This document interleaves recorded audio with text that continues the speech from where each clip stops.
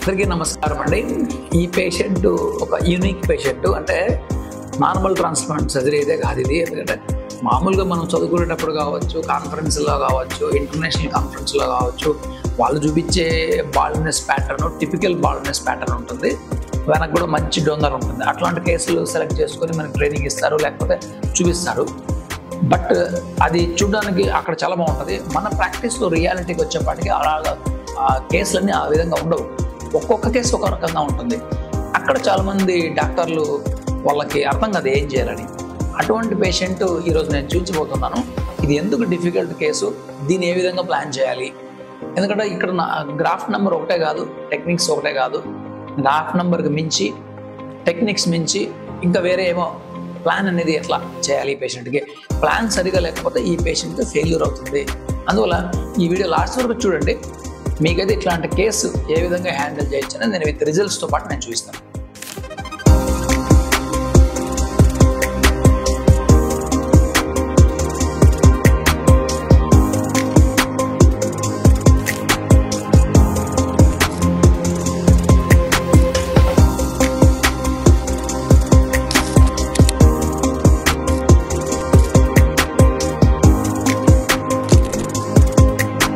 ఇక్కడ మీరు గమనిస్తే ఆయనకు అరౌండ్ 46 years అనుకుంటాను.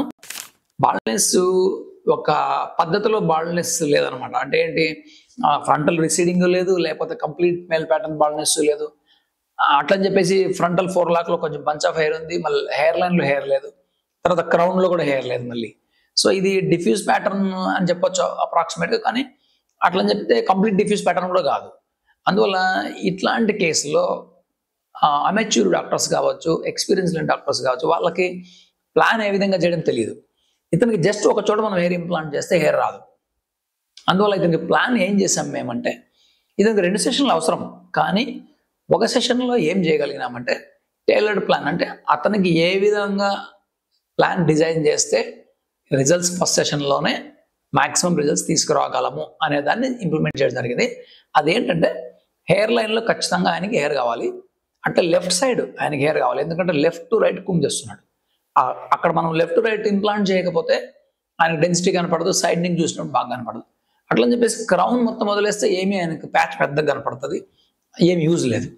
సో మామూలుగా ఆయనకి ఇప్పుడు ఆల్రెడీ క్రౌన్లో దూక్కుంటే ముందర కవర్ అవుతుంది, క్రౌన్లో కవర్ అవడం లేదు. మనం అట్లా చెప్పేసి మళ్ళీ ముందు డెన్సిటీ పెట్టేస్తే వెనక మొత్తం గ్యాప్ ఉంటుంది. ఇవన్నీ బ్యాలెన్స్ చేయడానికి డెఫినెట్గా ఈ పేషెంట్కి ఒక యూనిక్ కస్టమైజ్డ్ ప్లాన్, ఒక టైలర్డ్ ప్లాన్ అంటూ అవసరము. అందులో భాగంగా హెయిర్ లైన్లో నేను ఇంప్లాంట్ చేయడం జరిగింది. Density left side, lateral side, left నుంచి రైట్ దూతాడు కాబట్టి ఎక్కువ డెన్సిటీ పెట్టడం జరిగింది. అక్కడ యాంగులేషన్స్ వేరే, హెయిర్ లైన్లో యాంగులేషన్స్ వేరే. అదేవిధంగా క్రౌన్ కంప్లీట్గా మనం వదిలేయకుండా క్రౌన్లో రీజనబుల్ డెన్సిటీ ఇంప్లాంట్ చేయడం జరిగింది. ఎందుకు అలాగంటే క్రౌన్ కొంచెం డెన్సిటీ వస్తే ఫస్ట్ సెషన్లోనే ఫ్రంట్ అండ్ లెఫ్ట్ సైడ్ బాగా వస్తే ఆయన కవర్ చేసుకోగలడు అని చెప్పేసి ఇక్కడ ఆయన గ్యారెంటీగా సెకండ్ సెషన్ అవసరమే. అయితే మనం ప్లాన్ చేసిన విధానం ప్రకారం సెకండ్ సెషన్ నేను మ్యాండేటరీ కాకుండా ఆప్షనల్ పెట్టాను. అంటే ఏంటి, ఆయనకి ఇష్టం ఉంటే వచ్చి చేసుకోవచ్చు, లేకుండా ఈ హెయిర్తోనే హ్యాపీగా ఇంకా కొన్నాళ్ళు ఉండొచ్చు. అట్లా కాకుండా మనము ప్లాన్ లేకుండా ఓన్లీ ముందర ఇంప్లాంట్ చేసినా, ఏమీ ప్లాన్ లేకుండా వెనక ఇంప్లాంట్ చేసినా సెకండ్ సెషన్ మ్యాండేటరీగా రావాలి. అది న్యాచురల్గా కనపడదు. అందువల్ల మేము హెయిర్ లైన్ మరియు లెఫ్ట్ లాటరల్ సైడ్ ఎక్కువ డెన్సిటీ పెట్టడం జరిగింది. మిడ్ స్కాల్ప్లో చాలా తక్కువ డెన్సిటీ పెట్టాము, క్రౌన్లో రీజనబుల్లీ గుడ్ డెన్సిటీ పెట్టాము. సో ఈ విధంగా 4 జోన్స్గా డివైడ్ చేసి ఇంప్లాంట్ చేయడం జరిగింది. ఇప్పుడు దాని రిజల్ట్స్ ఎలా ఉన్నా చూద్దాం. 8 నెలల తర్వాత చూస్తే ఆయన బ్రదర్ లాగా ఉన్నాడు. ఆయన అంత యంగ్ అయిపోయాడు. ఆ ఫ్రంటల్ హెయిర్ లైన్ న్యాచురల్నెస్ కావచ్చు, ఆ దూకున్నప్పుడు స్మూత్గా బ్లెండ్ అయ్యే హెయిర్ కావచ్చు, డెన్సిటీ కావచ్చు, ఆయన అది చూసిన వెంటనే వాళ్ళ బ్రదరా అనిపించేటట్లు మనం చేసాము. ఇది ఎందుకంటే ఇది గ్రాఫ్ నెంబర్ ఒకటే, దానివల్ల పెట్టడం వల్ల రాలేదు, ప్లాన్ వల్ల వచ్చింది. అట్లా మీరు లెఫ్ట్ సైడ్ చూడండి, నీట్గా బ్లెండ్ అయింది, బాల్డ్నెస్ కనపడంలే. అదేవిధంగా క్రౌన్లో మీరు గమనిస్తే రీజనబుల్లీ డెన్సిటీ పెట్టాం, కంప్లీట్ డెన్సిటీ పెట్టలా. కంప్లీట్ డెన్సిటీ మనం పెట్టలేని పరిస్థితి ఫస్ట్ టైం కాబట్టి ఇప్పుడు సెకండ్ సెషన్ ఆయన ఫ్యూచర్లో ఎప్పుడైనా చేసుకోవచ్చు. ఇప్పుడు సెకండ్ సెషన్ చేయాలంటే మనం ఫస్ట్ సెషన్లో ఏం ప్రికాషన్ తీసుకోవాలి అంటే బ్యాక్ సైడ్ హెయిర్ డ్యామేజ్ చేయకూడదు. మనం చేయలేదు, ఇంకా చాలా హెయిర్ తీసుకోవచ్చు. అదేవిధంగా సెకండ్ సెషన్ ఇప్పుడు 8 months తర్వాత కాకుండా 2-3 ఏళ్ళు, 5 years, 6 years తర్వాత కూడా చేసుకునేటట్టుగా మనం ఫ్రంట్ సైడ్ ఎక్కువ డెన్సిటీ పెట్టుకొని క్రౌన్ ఏరియాలో తక్కువ డెన్సిటీ పెట్టుకోవడం జరిగింది. అలా కాకుండా ఫ్రంట్ ఎక్కువ పెట్టేసి క్రౌన్లో ఏమి పెట్టకుండా ఆయన సెకండ్ టైం మ్యాండేటరీ చేసుకోవాలి. అలా కాకుండా క్రౌన్లో ఎక్కువ పెట్టి ఫ్రంట్ చేయకపోతే ఆ విధంగా కూడా ఆయన సెకండ్ టైం మ్యాండేటరీ చేసుకోవాలి. ఇక్కడ ఈ మెటికులస్ టైలర్డ్ ప్లాన్ చేయకపోతే ఆయనకు ఇట్లా ఫస్ట్ సెషన్లోనే మంచి రిజల్ట్స్ వచ్చేది కాదు. చాలా మంది అనుకుంటారు నేను ఎక్కువ గ్రాఫ్లు పెట్టుకుంటే నాకు రిజల్ట్స్ బాగా వస్తుంది. అది తప్పు. ఎక్కువ గ్రాఫ్లు పెట్టడం వల్ల కానీ ఏదో మంచి టెక్నిక్ చేసుకోవడం వల్ల కానీ మీకు రిజల్ట్స్ రావు. ఒక్కొక్క పేషెంట్కి ఒక్కొక్క రకమైన ప్లాను మీ సర్జన్ డిజైన్ చేస్తాడు. అవి ఎక్కడ టెక్స్ట్ బుక్లో కానీ ఎక్కడ ఉండవు. ఎందుకంటే ఒక్కొక్క సైజు వేరే ఉంటుంది, ఒక్కొక్క బాల్నెస్ ప్యాటర్న్ వేరే ఉంటుంది. అందువల్ల ఇవన్నీ ఆ రోజు మీ సర్జన్ గమనించి మీ కేసులో ఏ విధమైన ప్లాన్ చేస్తే ట్రాన్స్ప్లాంటేషన్ ఫస్ట్ సెషన్లో రిజల్ట్స్ తీసుకురావచ్చు.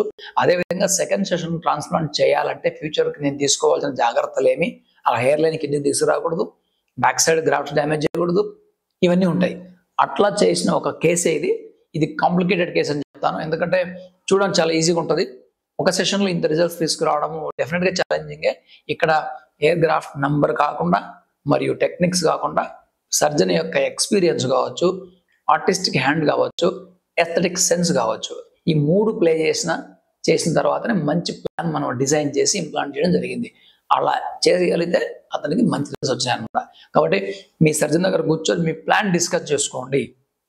సర్జరీ అవుతుందా లేదా, అయితే ఏ విధంగా ప్లాన్ చేస్తున్నారు. అలా చేసుకున్నప్పుడు మీకు ఏ ట్రాన్స్ప్లాంట్ ఫెయిల్ అవ్వదు, వెనక బ్యాక్ సైడ్ డోనర్ డ్యామేజ్ అవ్వదు.